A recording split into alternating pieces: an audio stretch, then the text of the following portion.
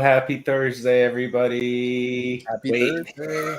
It's not Thursday. I got you. No, Ivan, no. Dude. It's not Thursday. We don't do this on Thursdays anymore. It's Wednesdays. Oh, my God. Oh, my God. Well, we don't know. I can't. I never know what day it is. Oh, you can't hear us? Hey, that's what happens when you show up right as the intro's over. It's okay. Check your settings. Let's see. Can I comment to you internally? Let's see. Hang on. We'll get this going. Where am I at? Comments. Okay. Test 1, 2. Hey, Hello? can you hear us now? I can hear you now. There you go. Let's All go. right, let's do it. Welcome. Thank you. Were you guys talking to me that whole time? Oh, we were talking. We said happy Thursday, and we realized I misled Evan, and we don't know what day of the week it is. But that's what happens when you work in Web3. All right, no worries, man. No worries. So that's cool. I'm over here signing up. I'm waiting for some audio, and I'm like, what's going on? That's cool. Yes. Let's go. So welcome, everybody. Happy Wednesday. Welcome to Smart Assets. My name is Ivan Dimov, CMO of the American Crypto Academy, and I'm joined by my sometimes partner in crime, sometimes buddy, Evan, and we have a special guest for you today. Evan, introduce yourself, and Danielle, we'll jump to you to introduce yourself. All right.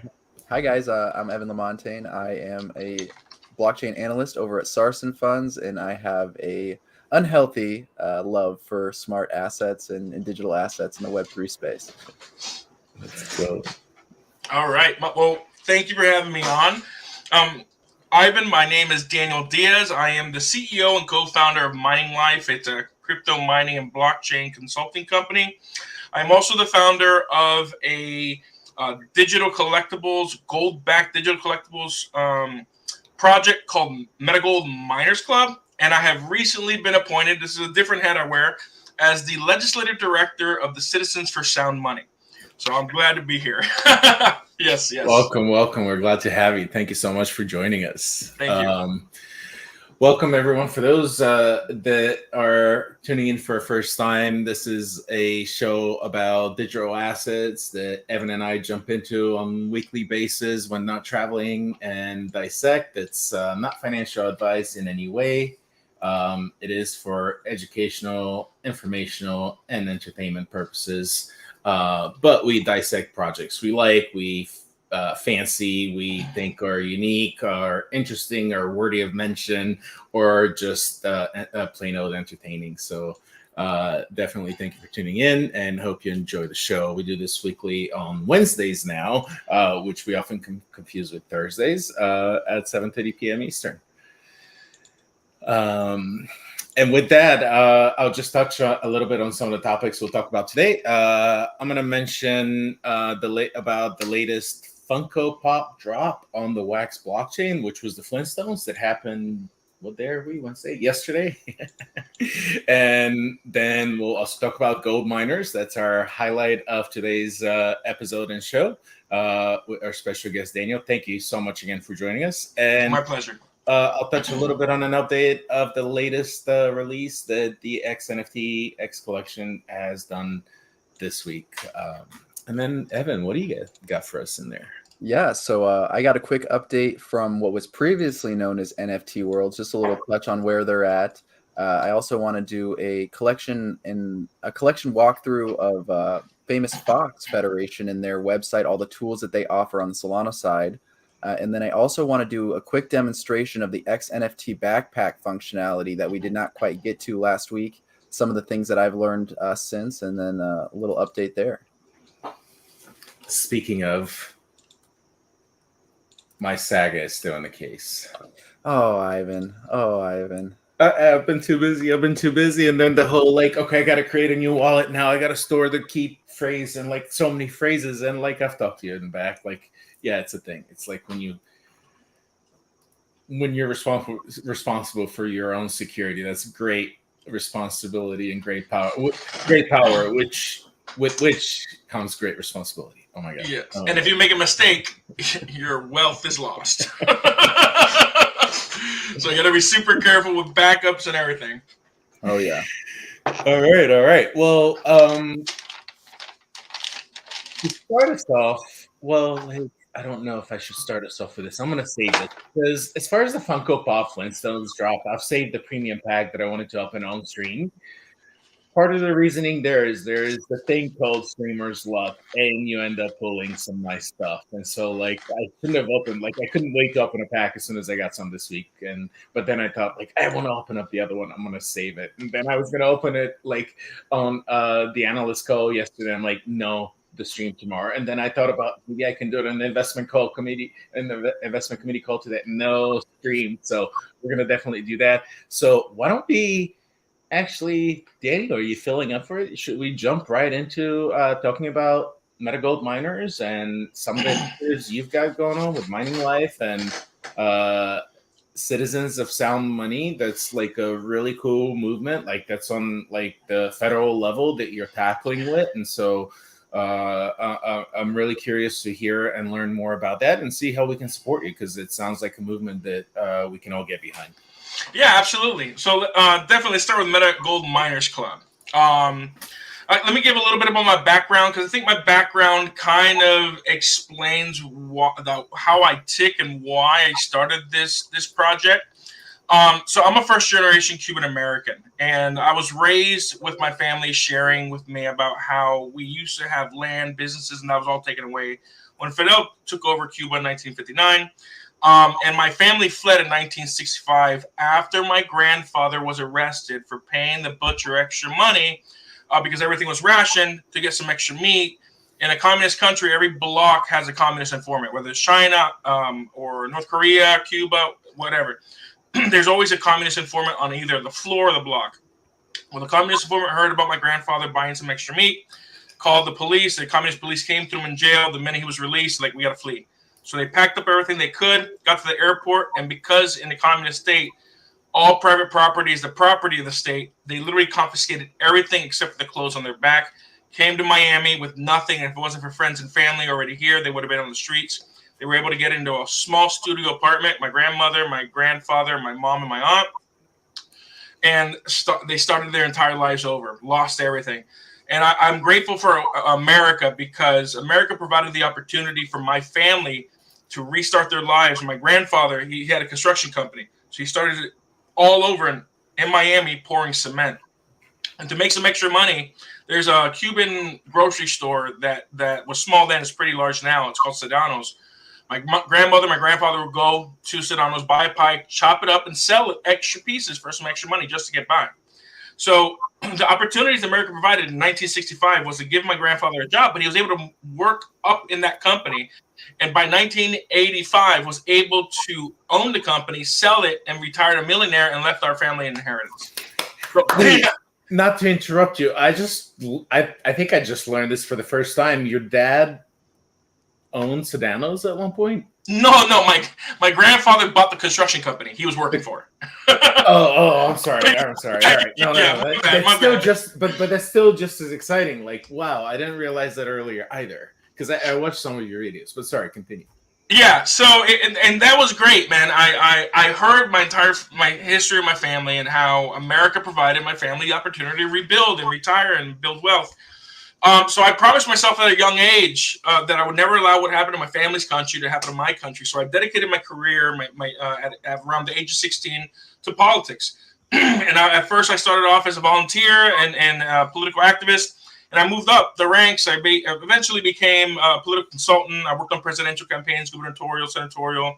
I've ran super PACs, raised millions of dollars for candidates. I lobbied in Tallahassee, D.C., Austin, and I loved it. It was great because it was fun pissing off people in politics, especially leftists and people who were more socialist in their policies. One thing, at least older Cubans, and newer Cubans coming, they were raised communist, they're communists. But the older generations, my grandfather would look at me and say, the Democratic Party's platform is no different from the Communist Party's platform. And when I got older and I was executive director of Young Americans Freedom, I wrote an article and I downloaded the Communist Party USA's platform and I downloaded the 2008 Democratic platform and I put them side by side and they were almost word for word exactly the same. The Communist Party's platform is almost exactly the same as like the Democratic Party's platform. And and I've always fought against socialism. I didn't care if it was Democrat or Republican. If you were a socialist, I was fighting against you. But I realized after 21, 22 years in politics, it doesn't matter how many people I raised money for. It doesn't matter how many people I got elected. It doesn't matter how many bills I got pushed through with our agenda. There's always been a progression towards statism, government control, government power.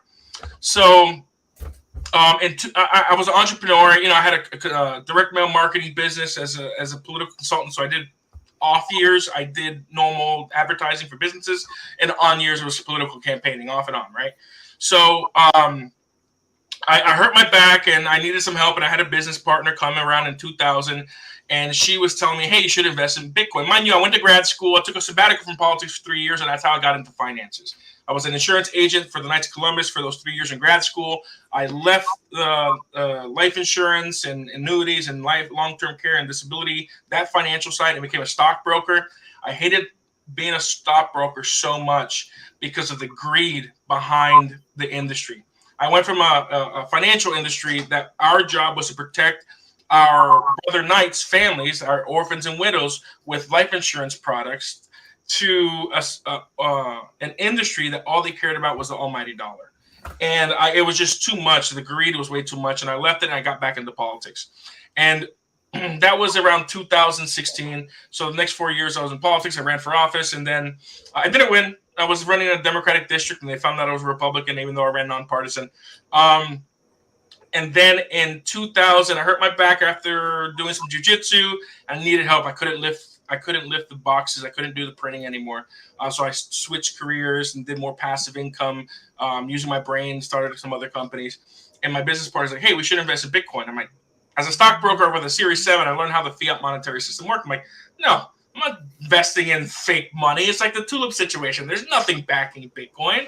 I'm like, absolutely not. This was March of 2000. If you look in the charts, I think Bitcoin was $3,000 to $5,000 at the time. I'm still kicking myself, and for the next 5-6 months, she kept saying, hey, look at Bitcoin, invest in Bitcoin. And I'm like, no. She tag teamed with a buddy of mine who's also named Daniel. And he's like, bro, you really need to look at this crypto stuff. I'm like, no. September of 2020, I was sick and tired of it. I'm like, stop talking to me about Bitcoin. I'm not investing in it. Forget about it. So Dan called me. He's like, Dan, let me just come over and show you 2 videos. If after these 2 videos you're not convinced about cryptocurrency, we'll never talk to you about it again. I'm like, okay. I didn't even need to watch the second video. The first video was Don Tapscott on 2016. He did a talk on TED Talk on how blockchain is changing business in the world or something like that. And the whole talk, it just explains what blockchain technology is, Bitcoin, everything, privacy. But what really stood out to me was near the end of the video when he was talking about adding documents and land deeds and titles onto the blockchain and it being immutable. And he was saying that something like 70% of the world's population have tenuous titles and deeds, which means they don't own it. It's basically government leasing it. And he also explained in a situation where people in Nicaragua, the government destroyed their land titles and deed, made a brand new one, wrote their friends' names on it, and at gunpoint said, "Hey, this is my friend's land now. You need to get off." So when he said that part of the video, a light bulb went off. I'm like, holy cow. If we had this technology in the 1950s, we could have proven on the blockchain that my family owned those businesses and land. And if we would have, if the government's overthrown or collapses, we could go back and either get our land back or get reparations. And it was at that point I realized blockchain technology can provide more political, personal, and economic freedom than any political activity I'm in. So at that point, October of 2020, I rededicated my professional career to blockchain technology. And I dug in October to figure out what mining was. By November, I started mining. By February 1st, I started a mining company. And that's how I got into cryptocurrency. The next year, I bought my first NFT, and that's how I got into NFTs. Well, that's a story of mine. So it's just this NFT project, this digital collectibles project, and my entire life. Let me rephrase. My entire life has always been focused on providing freedom to defend against the encroachment of socialism and communism. I think I was the executive director of Young Americans for Freedom. In 1960, they created the Sharon Statement in Sharon, Connecticut, and the last line of the Sharon Statement says that international communism is the greatest threat against the free world, and that we need to do everything against it. Mind you, that was the Soviet Union. But the ideologies and the philosophies of socialism and communism are still here and alive and well, especially right now in the United States, in Western Europe, and Western countries. Eastern countries are a little different. Russia, the China. But there's just different mindsets. Eastern worldviews are different than Western worldviews, the way that we see things. And this project that we're launching, it's a gold-backed project. And I'll just segue into that if that's okay. I know I've been talking about my background, but I'll just segue right into how that got into the Meta Gold Miners Club. So I got into NFTs in February of 2022. That was my first NFT. All the NFTs I own except for one. That's Mining Life. That is my company website. But if you go to metagoldminersclub.io, that is our project. You can register. Go to register. We have our mint. We have a mini mint. 10% of our OG Access Pass collection, dropping tomorrow at 12 p.m. UTC, 8 a.m. EDT. So Meta Gold Miners Club was kind of a vision where I wanted to have people own an NFT that would provide them some type of return. I'm going to address that, so don't worry about the SEC issues. All my NFTs that I own, except for one, pay me some type of yield, whether it's in Ethereum or whether it's in altcoins or whatnot. So I wanted to create something because some of the projects I were in they weren't transparent about what was going on. I wanted to create something different.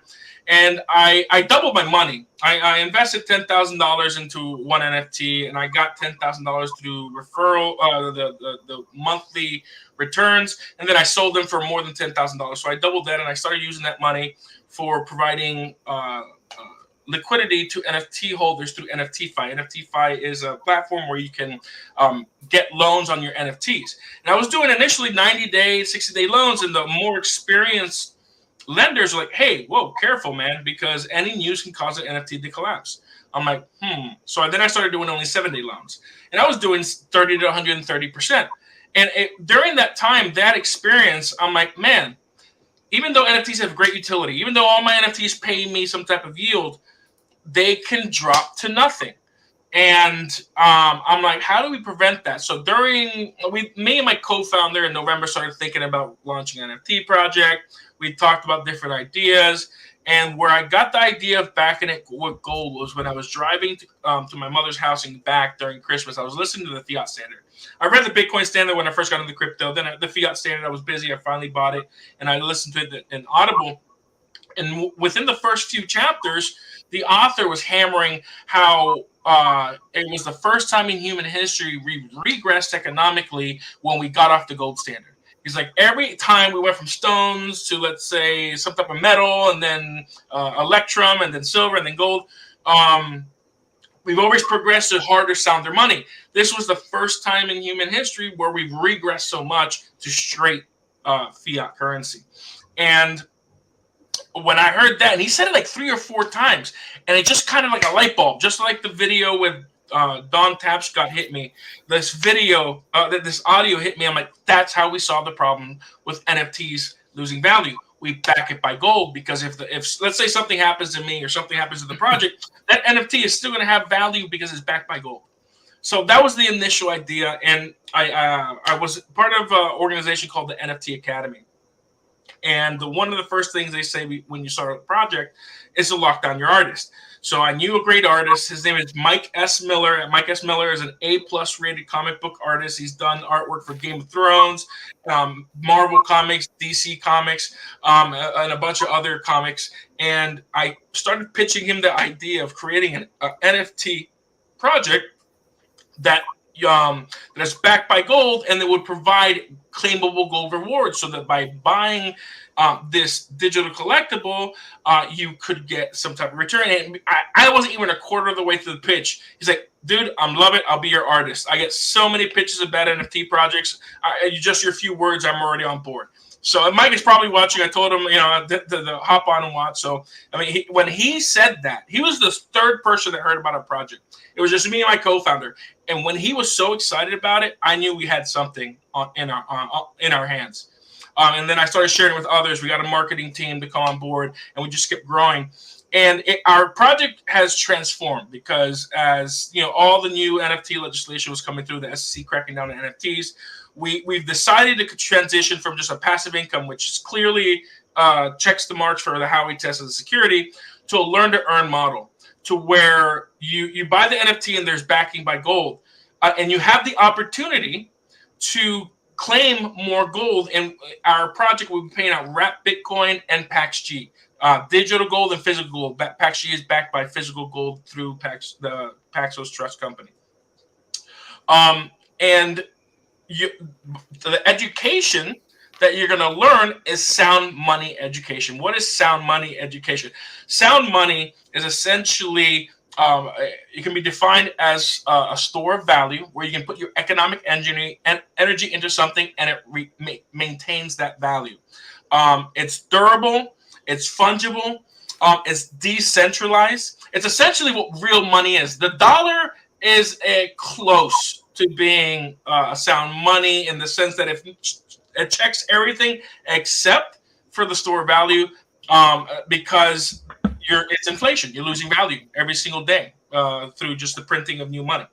But sound money education not only educates people on what sound money is, but we're also going to be providing financial literacy.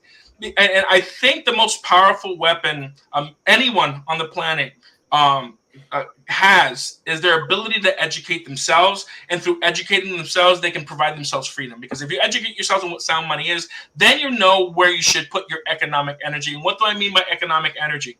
Everything we do, us talking right now, us working on the field, building, going to the job, that's our economic energy. The entire universe is energy. And then what we get out of our economic energy is what is where we place that, right? So if, like, for instance, the Egyptians, they put, I don't know how many thousands or millions of hours into the pyramids, and it still stands today, right? They put their economic energy into, it's not money, but the economic energy stands. The Eiffel Tower, we put our economic energy. But there's also slavery, they didn't get paid. But the people who did get paid, right? There's somebody that builds a building, they get paid. Where do you store that, right? You're getting paid for your effort, your work. Well, the best place to store your economic energy, in my opinion, is Bitcoin. I haven't been talking about Bitcoin, but it's Bitcoin and then gold. Gold and silver has stood the test of time in storing your economic energy, but Bitcoin is now reigns the king and the supreme. And here is the thing: there's a huge battle between gold and Bitcoin. Bitcoin maxis hate gold, gold bugs hate Bitcoin. That should not be the case, guys. gold has beaten inflation every single year. And throughout the 10,000, well, let's really go back, let's say 6,000 year history, give or take, of money, gold has always done an accounting of fiat currency or the debasement of currency. We really see it for the first time when Athens went to war with Sparta, and Athens had to pay their armies when they were going to war. During the war, Sparta took over their gold mines, and they were depleting the supply. So to continue to pay for their armies, what did they do? They took copper, 50-50 split, and debased their money. And there's poetry in ancient Greece about how their copper was flimsy. Their copper coins were flimsy, and how they all took out the gold and silver coins out of circulation. Because eventually, every country that debases their currency has some type of collapse. Ray Dalio's, what's the book called? With the empires that rise and fall. The common theme is the debasement of their currency and so forth. So our project is mostly geared to educating our community members on sound money principles, because I think if we understand history, we look at economic history, and we see the patterns in human history and what has happened with previous nations and what has happened with money, we will be educated to learn where we could put our economic energy to store that for the future. Because if you have your money in fiat, I'm like 95% out of fiat. The only fiat I have is the fiat I have to pay my rent with and my bills. Everything else is in Bitcoin, gold, Ethereum, and silver. And I have a specific percentage breakdown. I'm doing an experiment. I'm putting the exact same percentages. I'm putting 75% into Bitcoin and gold, splitting it 50-50, and then the other 25% silver and Ethereum, just to watch the difference in increase in value. Because I want to prove and show that Bitcoin is the best store of value. And then when Bitcoin gets to $100,000 or $1 million, you know what I'm going to do? I'm not going to put it in the USDT, my profits. I want to put it straight in the gold, because gold is the best place to store your economic energy and value if you want to maintain that economic energy and that value. And that is my argument to bring Bitcoin maxis and gold bugs together. Bitcoin has its role. It is the best hedge against inflation and the best way to increase your economic energy and wealth. Gold is the best place to put it to keep it there. So that's my argument for gold and Bitcoin and how they both coexist. And that's why we're paying out Bitcoin and PAX-G. We're not just doing gold. We're doing both of them because it's digital gold with physical gold. And we want to teach people the role that both Bitcoin and gold play in a sound money economy. Fascinating. It all sounds really exciting, and we haven't even gotten into the mechanics of your collectibles and drop. And I have to say, I wanted to comment on your story coming from Cuba and experiencing what you've been through. I can relate to a level. I was born in Bulgaria. Bulgaria was a former communist country under the guidance of the USSR. No, it was not part of the USSR. A lot of people don't know even where Bulgaria is. So it wasn't a USSR state, but it was part of the Warsaw Pact or Warsaw Act, which protected the Eastern Bloc of Europe. Russia, by the USSR, protected the Eastern Bloc of Europe, which is why you had that divide in Europe between the East and the West after World War II. And so I can directly relate to what you're saying about, like, now I think Cuba and Castro's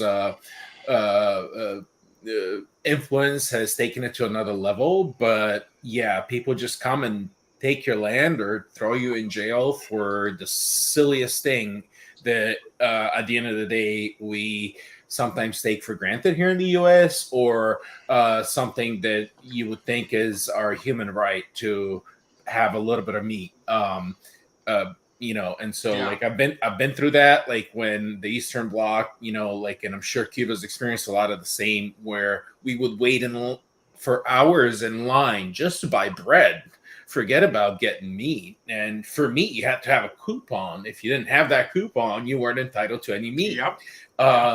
And the store owner would, think twice of taking a bribe, because they would get just as much trouble of giving it as you would receiving it when you were not entitled to it. And so definitely can relate there. And thank you for sharing that. And that's a great story. And the fact that how far you've come and what you've done with yourself and where you're going, and you keep pushing innovation and creation and abilities for people to be able to benefit on an individual level. Not financial advice in any way, but of course, do your own research. But this is why we do this, to share what's possible. And I think this technology is allowing for a lot of that to create. I've heard similar stories. There's a plethora of organizations. I hate to even, I try not to call them projects anymore in the space, but organizations and companies that are developing, that are based on people like you and I, that are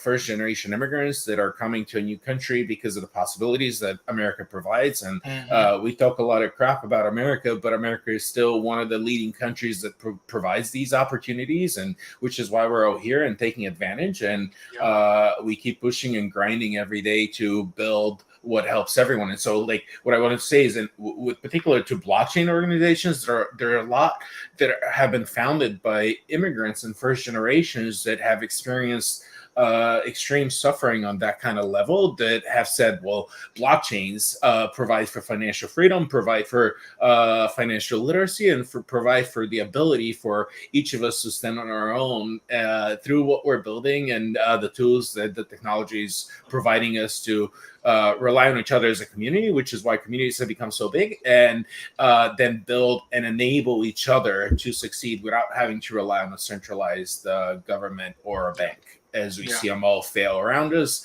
because of human nature, again, greed. 100%.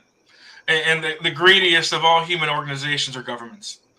You know, they don't produce any wealth. They just confiscate and steal wealth. You know, so... but yeah, no, absolutely, man. And it's been a journey. You know, I wasn't like this all the time. You know, it's just as you grow and you live your life, your experiences, your education just increase, and you just learn so much more. You know, I remember being younger, and older people were like, you know, you don't have wisdom. You know, you'll know when you're this age. They're 100% right. You know, like, the older you get, the more you experience, the more you see, the wiser you become, because you start to see patterns, not just human patterns, but just patterns in history, patterns in society and life, you know, and then you start making decisions for yourself and your family based on your experiences. And that's where that's what I see, right? Like, I'm a big student of history. I've always loved history. And I always like going back to see where we were, to try to prevent where we're going. For me, that's very relevant because of my family in Cuba. It happened before I was born. So I've studied the heck out of communist Cuba and just communism in general, which is what has led me here. Which has led me into politics, right? So I dedicated my entire career to blockchain technology 2.5, 3 years ago. But I have been given an amazing opportunity to get back into it, combining both blockchain technology and my political experience in legislation. So this is unrelated to MGMC, unrelated to Mining Life. This is just a completely different organization that we're partnering with on the education aspect, just like we're partnering with you, because they're the Citizens of Sound Money. They have Sound Money Education, and they're partnering with us. And just through our conversations with the chairman, they interviewed me as well about my project. The board felt like they wanted to offer me a position, and because of my political connections and what I used to do. And they recently, the chairman have recently appointed me as the acting legislative director for the Citizens of Sound Money. And right now what we're doing is we're targeting 4 states, Texas, Florida, Utah, and New Hampshire, on passing sound money legislation. And it's basically a 3-part plan that we're trying to pass in each state. The first is to get the states to recognize their constitutional right to mint money, right? The Article 1, Section 10, Clause 1 of the Constitution basically says states can't print money, but the only money they can print is gold and silver coins, right? Sound money. So what we want to do is get the states to start minting and recognizing gold and silver coins that they mint, or any gold and silver coin, as legal tender specie, so that you can spend it and pay for bills and so forth. The second part is abolishing sales taxes, because you shouldn't tax money. So abolishing sales tax on the purchase and sale of gold and silver, and another part is creating state depositories. Texas, and back in 2015, passed legislation to create a state depository where they are minting their own gold and silver coins, and people, it's privately owned. It's just licensed to the state of Texas. It's a private company that runs the entire depository, but they have a state depository. And right now in Texas, they have a state bill and a House bill where not only are they looking to get rid of sales taxes and everything, they're also looking, and I'm sure you guys probably saw it in the news, to pass their own gold-backed digital currency. And Citizens of Sound Money is partnered with some great gold-backed digital currency companies, blockchain companies, several of them. And what right now what we're doing is we've contacted the author of the Senate bill and the House bill, and we're working with them to make the bill stronger. We sent in some amendments that we believe will make the bill stronger for passage. And we are going to be speaking with both the representative's office and the senator's office to see if we would even need to go over there to help lobby, because they only have 2.5 weeks left in the Texas legislature. Texas is one of those states that only meet once every 2 years. So if this doesn't get past this legislative session, we're going to have to wait 2 more years or somehow convince the governor to have a special legislative session. So I'm honored and humbled that they've offered me this position. I because of my background and what I've learned about Sun Money through launching Metagold Miners Club, and just all the education I've learned throughout the years with blockchain and grad school and all that. It just all kind of came together, and I see it as a blessing that I can do the 2 things that I love: blockchain technology and being part of the political process and combining the 2.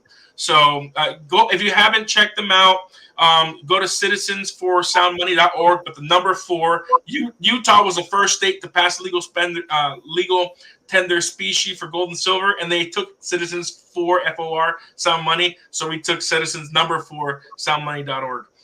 Check them out. Join their newsletter. They also have a Reddit. So, and if you go on the Reddit, I'll be updating our legislative updates on our Reddit subreddit. Yeah, man, it's kind of all amazing what's going on. There you go. And that quote is amazing. Blow that up. Yeah. If the American people ever allow private banks to control the issue of their currency, first by inflation, then by deflation, the banks and corporations that will grow up around the banks will deprive the people of all property. Deprive the people of all property until their children wake up homeless on the continent their fathers conquered. The issuing power should be taken from the banks and restored to the people to whom it properly belongs. Money was created by the people, not the government's people. That is what sound money education is. Gold and silver is decentralized. Bitcoin is decentralized. The power of money has always been with the people. The government confiscated it, and we need to take it back.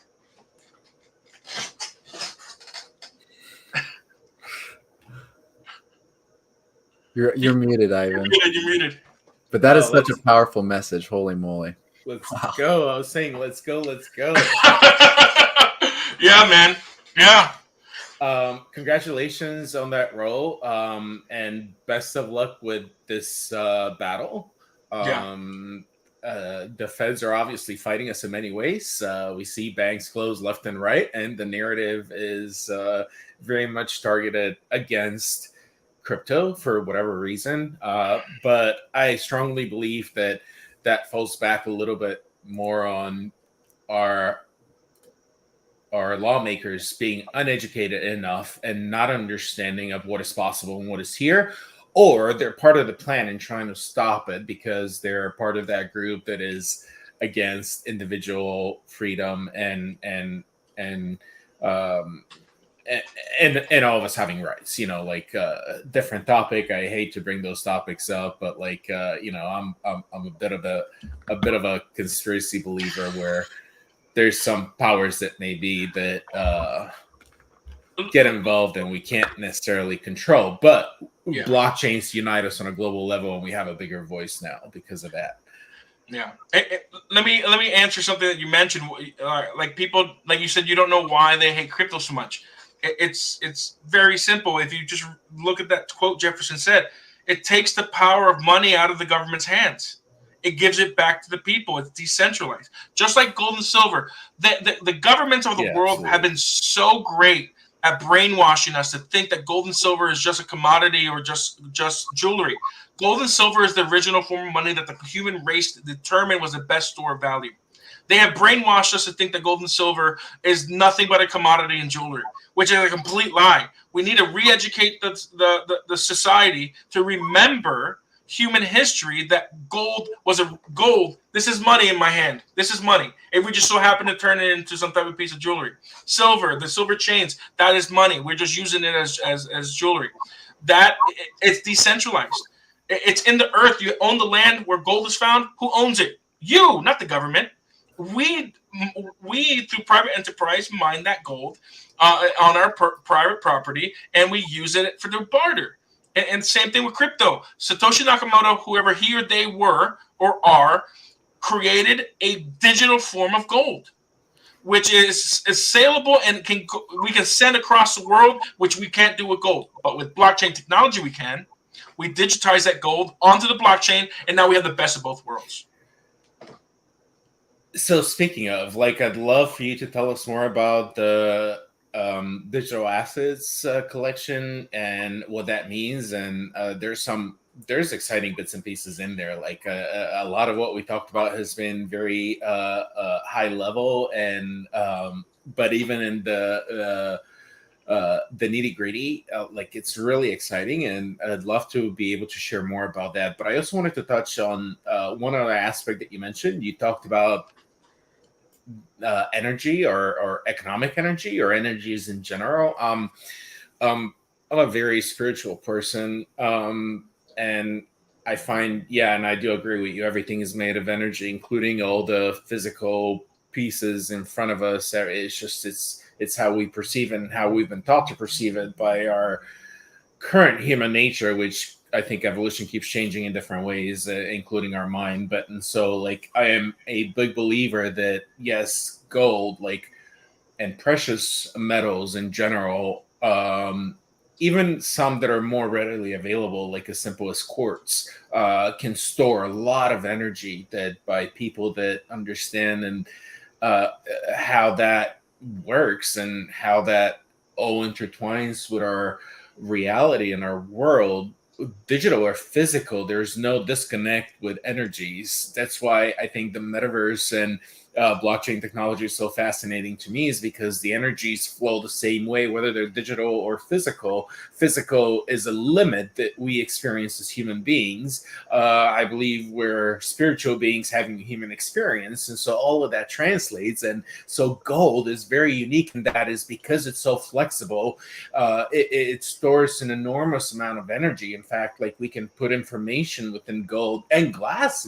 In fact, going back to quartz, how much information can you store into quartz? I mean, it stores it naturally through those energies. And so I was I love the fact that you brought energies up and you talked about that. And now economic energy is a little bit more unique and it's very precise, niche and precise and specific, but still fascinating nonetheless. And so I'll let you answer on a little bit on that, and then let's jump into hearing more about the collection. Yeah, gold can't be replicated. There's not enough energy to create gold. Literally, the only way we could is if we create fusion energy, which we're almost there, but you would still need a lot of energy to create gold. From my understanding, gold is only created when a supernova happens. There's so much energy necessary to even create gold, and that's why I think is the best store of value, because we can put so much of it in there. We can even put energy into water. Water has memory. There's ways to put energy into different substances, but the entire universe is energy.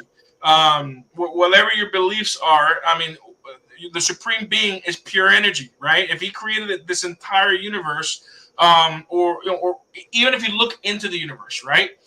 The universe encompasses all, right? And it's so massive. There's so much energy, and diamonds, coal, everything that requires it. But there's so much of coal. Now we can make fake diamonds, but gold is completely different. Silver is completely different. There's only so much gold and silver on our planet. I mean, and I think that's why I'm actually talking. I've met somebody recently who even believes that gold and silver has a divine plan in human history. Which, I mean, if you look, there is a possibility. If you look at this, like in the scriptures, the Old Testament, New Testament, they compare refining your spirit and purifying your gold, right? So there's a spiritual aspect as well to gold and energy and so forth. So yeah, 100%. So I do agree. Like throughout history, gold has I hate to use the word religiously been used because it was also tied to a lot of religions, but it has been religiously been used to demonstrate that and to communicate that and involved in all kinds of ceremonies and anything and everything. And so there's and in fact, going back to Egyptians, pyramids, Yeah. I'm still not at my adult age that I am convinced that humans build the pyramids and they're there for whatever the general belief is that they're there. And there's a lot of gold tied to it. In fact, there's belief that gold was tied all over the pyramids, except over the years it was stolen as they are in the condition they currently are. And gold was necessary to transmit a lot of that energy. I do believe that the pyramids are some sort of an energy source, perhaps providing electricity via air, which is completely possible. Where right now, I've read about this years ago. You can transmit electricity via air, but we're not allowing it or permitting it yet because it's just like we're trying to milk all the industries, just like anything else that our businesses do. But so like in the right settings, gold is that. And I thought I had another point, but like shoot, I think I lost it. And anyway, yeah. Evan, what do you think? I'm curious. Are you asking me, or are you asking? I was asking Evan what Okay. what he. Honestly, I couldn't tell you. I know that there's definitely some divine energy that was used within the pyramids of some kind or another. But I'm enjoying listening to what you guys discuss these topics. It's very interesting to me. So just sitting back and listening. Yeah, man. Yeah. This is good. Yeah, I don't know, man. I've always liked gold. I haven't been a big silver guy. And just one thing, like I'm a Catholic. I actually converted to Catholicism 12 years ago, but I was raised during my high school years. I became a Protestant. And when I first started studying the scriptures and learning about church history, like I told you about history buff, I love history. And I learned about when the Romans destroyed the temple and how the temple had gold in every crevice. And the reason not a single stone except for the Wailing Wall exists is because the Romans took apart every stone because every crevice had gold in it. The Egyptians, the pharaohs, were gods. They were ordained in gold. The Indians use gold in their ceremonies. Every religion in the world, you're right, uses gold for their rituals and so forth. Even today, in the Catholic Church, the chalices are either gold or silver. It's not copper or anything. Because it holds the God, right? So it's very interesting on how gold and divinity throughout human history are together and joined. I don't think that's by happenstance or coincidence. There has to be a reason why every religion in the world uses gold in their rituals, and silver too, but mostly gold. And I with the gold and silver bugs, I keep saying gold, silver is important too, and sound money. But I mean, if you look at the price of silver, silver really hasn't kept up with inflation. It's sound money throughout human history. It's, how did Jim, the chairman, say? It's gold is the money of kings, while silver is the money of gentlemen, the common people, right? So it is sound money. And in fact, there's less silver above the earth than there is gold. That's right. I forgot about that. Gold and silver also kills bacteria. It's yeah. I remember actually Blacklist Universe is actually our artist, Mike S. Miller. So thanks for listening, Mike. Mike is a great guy. I mean, he knows a lot about this stuff too. I don't know if Mike is busy, but I don't know if you guys were open to having somebody else come on board, but Mike is great. Absolutely. Join us, yeah? Mike, if you like. Feel free to share the link with him. Mike, come on in and join the conversation. We're having a great conversation. It would be a pleasure to have more. But yeah, let me go ahead and send that to him. Where is Mike? There it is. Boom. All right, yeah, man. So Mike is a great guy. He also believes that there's probably some divine elements in gold and silver. If he does come on, I'll let you share it because I'm not going to speak for him. But yeah, man, my life has taken a turn for the better, getting into sound money and getting out of fiat. Like I thought, like most people, that the dollar. This is how money was, right? When I hear about like in the 30s and 20s, you know, money being things being so cheap, I'm like, why is that? Like, what were things so much? Why could you buy a house for like $9,000 back then?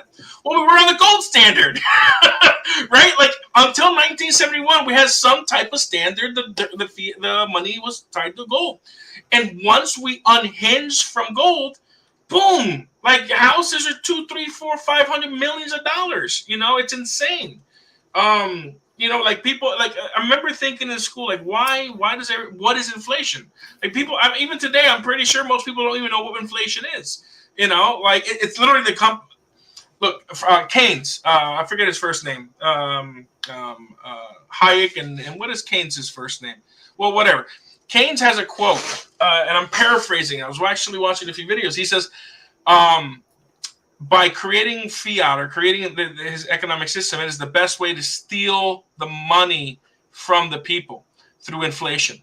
Inflation is the way the government steals our economic energy, period. Because we made $1,000, but they're printing so much of it, and they're taking our money and using it for other things. He'll join a little base in. But yeah, man, like, and I did not know the reason why everything increased in price so much. Here, my mom from the 60s, my dad from the 60s and 70s and everything until the gold standard. It's because of that exact reason. We're no longer on any standard. It's a monopoly money. Like literally our dollar and every fiat currency is monopoly money. There's no value. We just believe there is. That's it. It is. Fiat has become everything that people say about crypto. Yes, exactly. Exactly. That's fake money. That's there. It's never endless. You can just make more. Well, yeah. What do you think the Fed is doing? They're about to print some more. Yeah, exactly. That's what quantitative easing is. You know, right now they're doing quantitative, not constricting, quantitative. I forget what the opposite of easing is, but yeah, that's essentially what it is. It's just monopoly money is actually worth more. Yes, well, monopoly money is worth more. The price will go up over time against USD. It's true. A monopoly board game, an antique monopoly board game, that is worth more than the dollar. It actually increases in value. That is a phenomenal point, Mike. Yeah, man. So it's insane. Before we get on to anything else, I do want to address some of the utility of our NFT project. Yes, tomorrow. Let's talk about the NFT. Tell us about the NFT, how it's backed by gold. That's always a big question. I know there's been some other collections that say that, but yours is quite unique. I've heard about it before. Tell us about the I can never say this right because I said bullion yes. on a Twitter space earlier because I was mentioning your project and someone says that goes in soup. I think Jahan said that. Shout out to Jahan. Yeah. So look, the OG Access Pass is an early. We were going to launch on a different platform. They delayed. We weren't going to have an OG Access Pass originally, but it's become this thing that we like. You know what? Let's reward our early adopters, our early supporters with unparalleled, utility.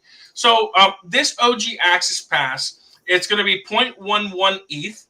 We've locked in the price. It's roughly around $200, and we're going to be backing it with 0.025 ounces of gold, which is right now a little over $50 worth of gold.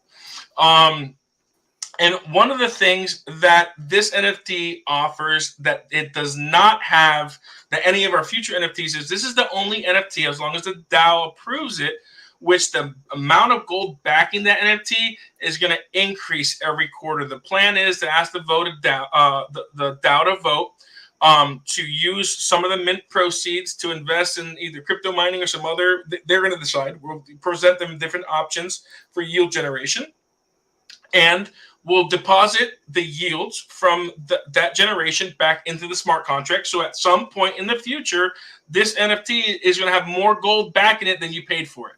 It's the only NFT that's going to be doing that. We are also going to, you mentioned Bullion. By minting one of our NFTs, you're going to have exclusive access. It's not active yet, but you're going to have an exclusive access to our 100% gold-backed NFT Bullion store. And why is that important? Well, every single gold-backed digital asset, whether it's Tether Gold, PaxG, whatever, if you send anything, there's basis points that are taken off, right? So if you want to barter in gold, well, you're going to lose some of it when you do a transaction. But if you put it in our 100% backed gold NFT, you can then transact with that NFT without any fees except for the Ethereum gas fee. So the gold is always there. You won't lose any gold. There's some ideas about making it fungible where you can break up that NFT. So you buy a 1 ounce NFT and you want to do, quarter ounces. You can just submit that NFT and then get 4 NFTs and make it fungible, just like real gold. One of my advisors brought up some issues. We're going to talk to some legal counsel because of some recent things that came up with fractional NFTs. But if our legal counsel believes that we can fractionalize NFTs without it being considered a security, we'll do that. Worst case scenario, you're going to have a 100% backed Bullion NFT, which you will be able, with our redemption partners, redeem that gold at some point for physical bullion. With Citizens of Sound Money, we're connected to, like I said, some gold and silver companies that are in the blockchain space already that actually mint their own gold and physical gold and silver. So we're going to have that discussion to see if they will be able to redeem with their gold the NFTs. So that we'll know within a short time. What else does the OG Access Pass give you? By minting the OG Access Pass, you'll be given access to the OG bonus pool.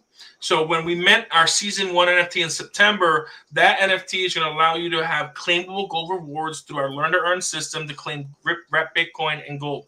We will allocate a percentage of those monthly rewards into a pool specifically for the OG Access Pass holders. So not only is your OG Access Pass increasing in gold, you'll have an opportunity to claim some monthly rewards once our main NFT season is launched in September.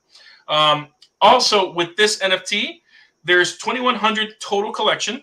We're going to have randomly 79 24-karat gold NFTs, which will give you an extra share of the OG access, the OG bonus pool in those monthly rewards. And it'll also give you an additional 5% because one of the other utilities is by getting an OG Access Pass, you get a 5% discount. And if you get a gold NFT, 10% discount on all future mints in the future.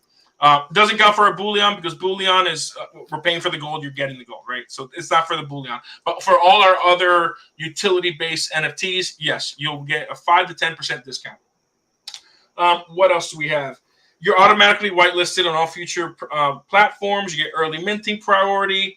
Let me see. Holders can claim. Oh, and all of our NFTs. This is what makes us different from every other, as far as I know. Somebody can bring a project up that it has a similar smart contract. But what makes our NFT different from every other asset-backed NFT is our smart contract, once you mint, automatically sticks the amount of gold into that smart contract, and nobody has access to it except for the people who have the NFTs. You can burn that NFT and claim that gold if you want. So in the future, let's say you have $500 worth of gold, and you're like, you know what? It was great being part of MGMC and OG Access Pass. I want my $500 in gold. You can burn that NFT and claim that $500 in gold. And that's with every single one of our NFTs. We have that smart contract set up to where even the Bullion NFT, you burn it. That's how you claim the gold. Nobody has access to the gold that's locked in. The only way you can come out is by burning those NFTs. And we also have future events in real life and online. OG Access Pass get VIP access to like VIP lounges. They'll be able to meet like special guest speakers, have some time alone with very important people.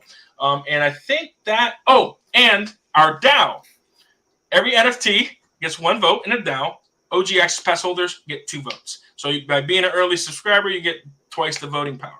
And tomorrow we're doing a small pre-sale mini mint for a proof of concept to show how the smart contract works and to give people an opportunity who've been waiting for a little bit that want to mint our NFTs.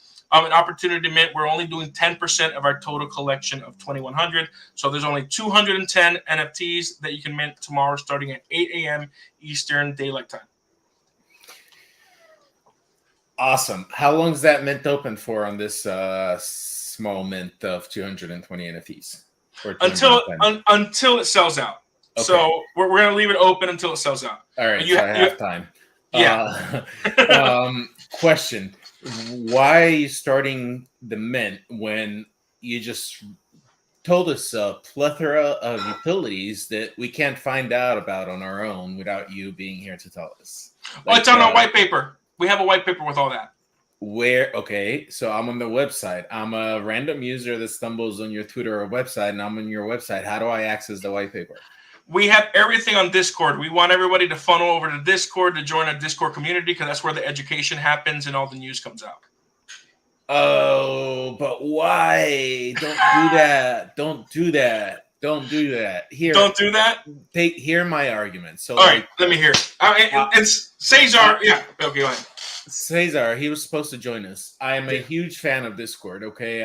I'm a big promoter, and I tell everyone, let's get on Discord. However, there's 2 sides to this. Right now, Discord engagement is within the Web3 and blockchain organizations, I believe, is at an all-time low for the most part.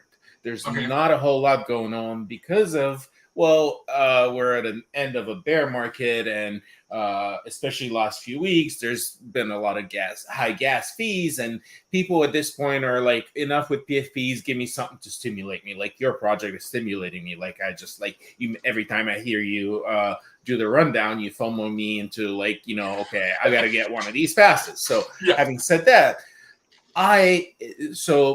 the average user, like, for them to get into Discord and all of that, you're asking them to go through a lot of barriers, and I think you're eliminating some people that don't want to do so many steps but still may be interested. Now, from my personal perspective, my situation is a little more unique because I'm very active in blockchains in the community, and every organization has a Discord, and a lot of them in the past would require you to join Discord in order to find anything out. And unless you join, you don't. Now I have Nitro, Discord Nitro, so I pay Discord for a monthly subscription for the little benefits, but also so I can have more access to more servers, and that only ups me to 200 servers. So for me to join another server for another project that I may fancy and be excited about, I walk away from that project on a personal level when they say join our Discord, because I don't have time to engage with Discord. But a separate question, I don't have the space for Discord. I'm already in 200 servers, so every time I'm invited to a new Discord, I get anxious because I have to go through a list of 200 servers and decide which one am I ready to depart from. And now you can argue you don't need to be in 200 servers, fact, but when I'm introduced to 10 servers a day, sometimes I'm like, fine, I'll join your server because you're requiring me to, and I really want to be part of your project. But so that's why I'm making the argument is that don't share the info, share it on Twitter, share it elsewhere. If you don't want to put it on the website, share it on a medium where we can learn more without having to join yet another Discord server. Because when so many projects and organizations require us to do that, it becomes unmanageable and it becomes unrealistic for everyone to expect that we join the Discord server. Got it.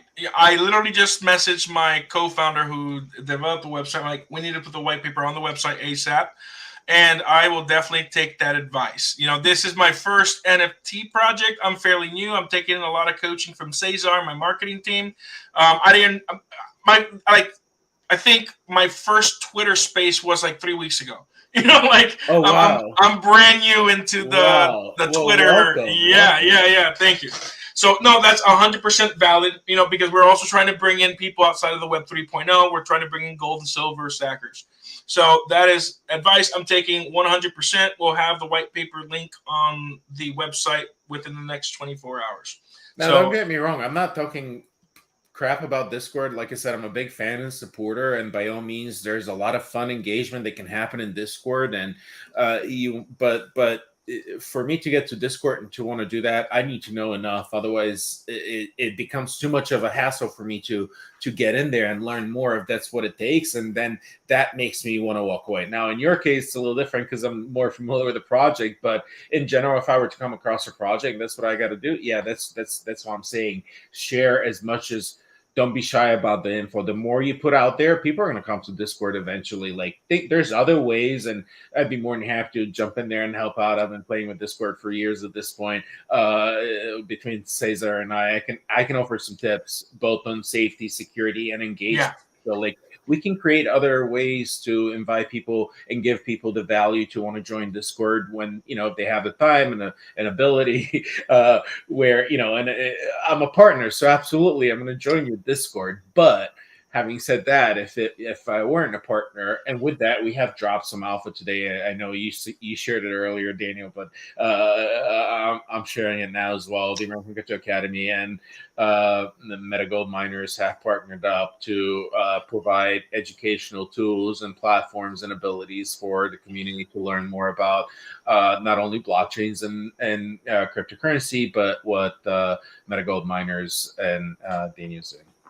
Yeah, absolutely. I'm very proud to be partnered with you guys. I mean, what you guys have developed, I know it's not public yet, but man, everything that we were thinking about doing, you guys have already developed. And it's going to be an amazing partnership where we're going to educate so many people on sound money principles and financial literacy and blockchain technology. I mean, I'm so looking forward to this partnership. But yes, I 100% get it. I am open to learning because, I mean, this every NFT project starts one way and eventually ends up another way as they learn some of the things that they should and shouldn't do. I just realized you're right. There's not enough information on our website. And there is our main man, Cesar. What's up, buddy? How you doing? Hey, what's up, guys? Hey, welcome. Let me move this over. Bam, there we go. My ears were like ringing, and I was like, I don't know. I feel like someone is maybe like talking about me or something, All good things. All good things. Yeah. No, I mean, I'm excited for what we're building with Dan here and with his partner Aaron, and I think it's a legitimate take, a new take on what you can do with NFTs. Is if you really look at the NFT as just a medium, like a vehicle to do something, right? It's a tool that you can deploy an idea, a concept, a community. That's what gets me really excited. So I try not to, like, I'm not the guy that colors inside the lines by any means. Like, dude, I'm like, get rid of the lines, right? I just by nature, I'm a contrarian. I'm a little rebellious in that sense. So no, Daniel's like, no, you're not. But yeah, there's a bit of that, So I like what's being built here. I'm excited that we're given the opportunity to contribute to that and to kind of help guide Daniel a little bit in some of the stuff that he doesn't have experience, and then also take some guidance from him and the stuff that he does, which is he's like I'm sure you already shared. He's got a lot of experience in the public space and between politics and between his businesses and all of that, and his exposure to sound money education and all of that. So cool guy, cool project. Excited to be helping out in the capacity that we are. And yeah, overall, I caught a little bit of the tail end of what you guys were saying. I was watching a little bit on Twitter. I'm glad that you're grilling him, man. I'm glad you're grilling him on some of this stuff. It is very much a work in progress. Every day we're still optimizing, and really, I don't know if you already shared, Daniel, but we're kind of opening this up early just because we've got some early supporters that they want to get in. We're like, well, not everything is polished and perfected. They're like, we want to get in. We want to get okay. All right, here's an opportunity. I mean, if you want to get in, he's like, he's like this guy right here. But on both sides, like, I want to get in, and then like you want to get in. I want to get in with you. And, yeah, exactly. But it's not polished, and I'm exactly. Exactly. But that's actually that unique opportunity, though. If you look at it right, Many times in life, there's a lot of things that we wish we would have gotten early, even before it was perfected. And so I think, people are smart to find those, especially when it's things that they align with, they believe in, they can get behind. Who cares? Be a part of the journey. I mean, I think it's one of the coolest things that you can actually experience as a participant in the space, is being early in the journey and just helping to kind of carve that out a little bit, mold it, give it some shape, give some of that original feedback that's going to be then taken, and potentially you're leaving a little bit of a mark on something yourself as an early adopter and participant. So yeah, man. Absolutely.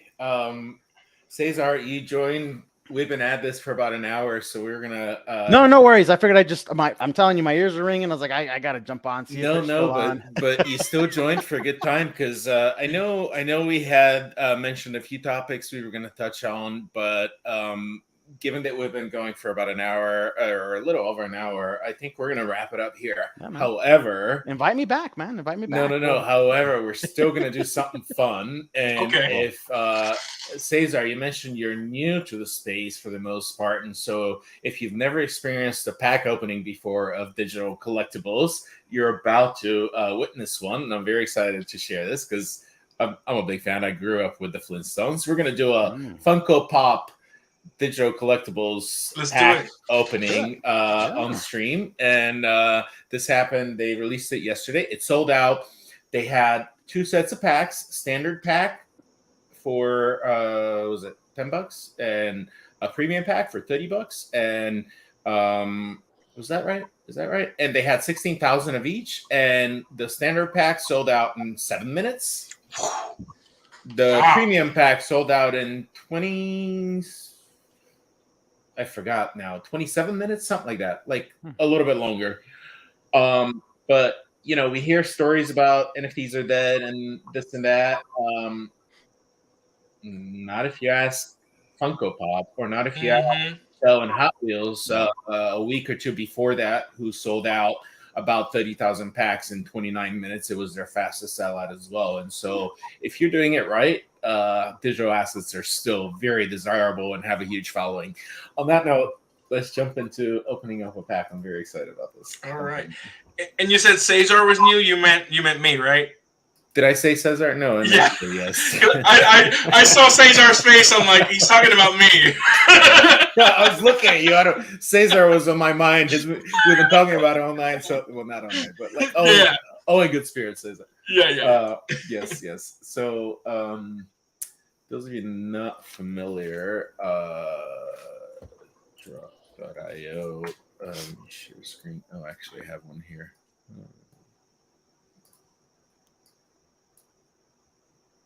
And this window, and bring this up to stream. So this is a website. It's drop3ps.io, and this is the official Funko Pop digital collectibles drop site, and this is where they do all their drops, and it is on the Wax blockchain. And their latest drop was the Flintstones. I grew up with the Flintstones, so I was really excited about that, but I'm not financial advice. Their drops have been pretty successful, both in selling out and potentially creating some opportunities out there. With that, I have this premium pack in my inventory, and I'm not sharing audio, am I? Yeah, you are. Well, you can hear me. I don't know if the stream is gonna, but it doesn't matter. We'll watch the animation without the audio. I'm sorry if you can't hear it. I don't know how to. Let me see. Can I? Yeah, you should be able to share with audio. Yeah. I don't see any options for it. So let's see what happens. I'll pull it up and I'll see if I can hear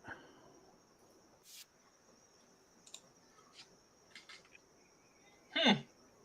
Anyway, audio is not a big deal. It's just like the noise of the cards flying out. In this case, it's not. But here, we'll reveal them card by card. So now we have, I think, what is that? 15 assets have opened, and we'll reveal them one by one and see what we got. And we have a common Flintstone. And then we have an epic. Wow. This is my second epic. Let's go. Second pack, second epic. Let's go for higher. We need legendary or higher. Let's go. Are these cards gamified? Oh my god, this is a third epic. Well, Wow. at least like they're worth about $10 each right now, these epic cards. Uh-huh.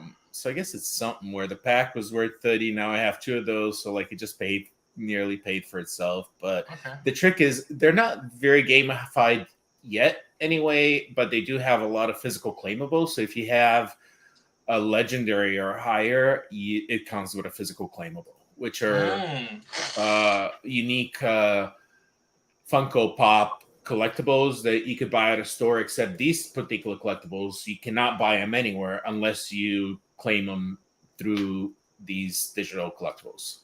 Super cool. And what did a pack cost again? There's a standard and premium. Standard was $10 and premium was $30. This is a premium pack, and so it was $30. And it's only available using credit card or like a mobile pay platform like Apple Pay or Google Pay. So no crypto. You can only use fiat, credit card, or Apple Pay. Now I guess there's ways around that with Apple and Google Pay and crypto via some apps and whatnot.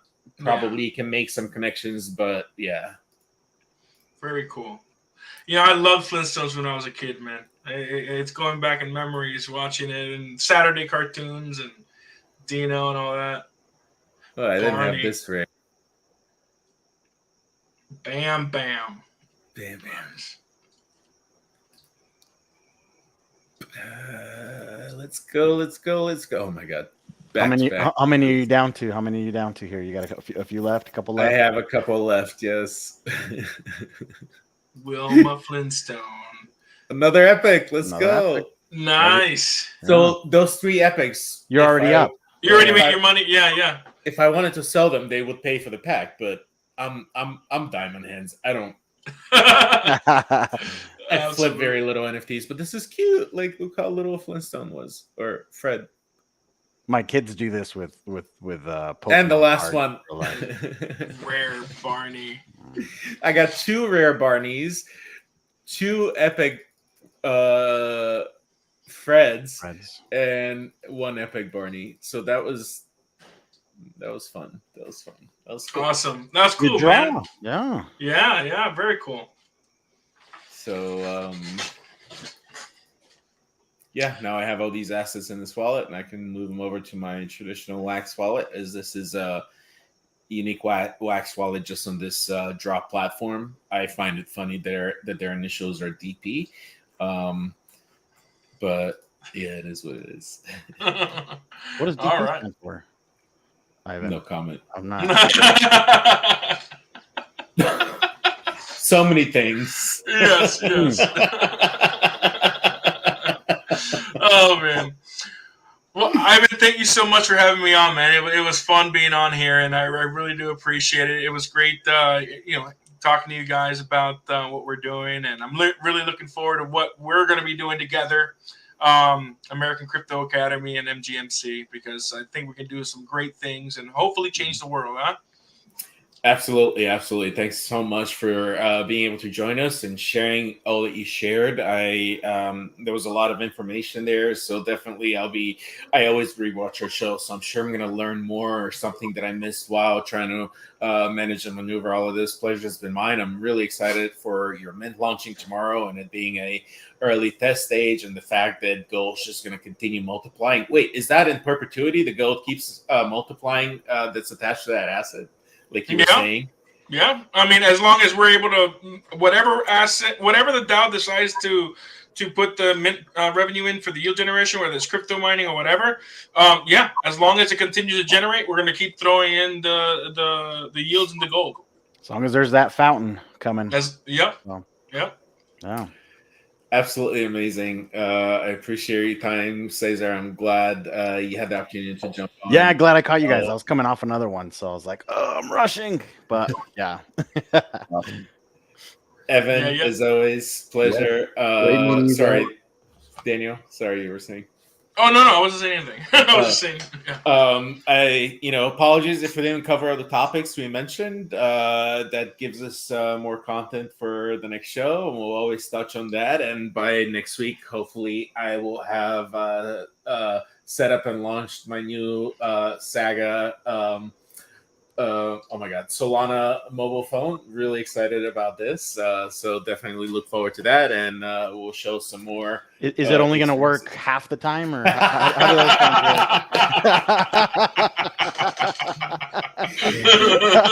I was making the same jokes until I had it in my hand, but now I have it in my hand. So I'm gonna become Wax is gonna be missing me a little bit. I'm gonna become an avid Solana user now. Oh, that's hilarious. Amazing. Good times, everyone. Thank you so much. Thank you. And thanks for those of you that tuned in and watched the show. And hope you have a great week. And we'll see you again next week? Yes, we should do one next week, but it's right before Bitcoin conference, and we have a booth there, so there's also a lot to prep. I'll see you there. Oh, sweet. Let's go. I have tickets. Nice. Awesome. Yeah. All right, guys. Any final closing thoughts, anyone? Yes, if you haven't registered for our mint, go to www.metagoldminersclub.io/register. Register today, so you'll be able to mint at 8 a.m. tomorrow.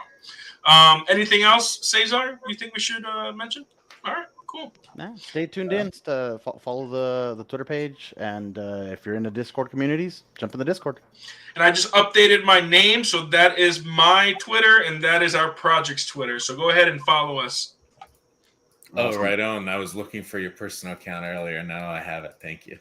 You're welcome. It took me a minute to figure out how to do it, and I finally found the 3 dots. I'm like, oh, that's how I do it. So. Oh, wait. I'm already following you, so I already followed them. Never mind. Yeah, no worries. Well, thank you very much, guys. You have a great night. Yep. Have a great one, everyone. Thank you. Later.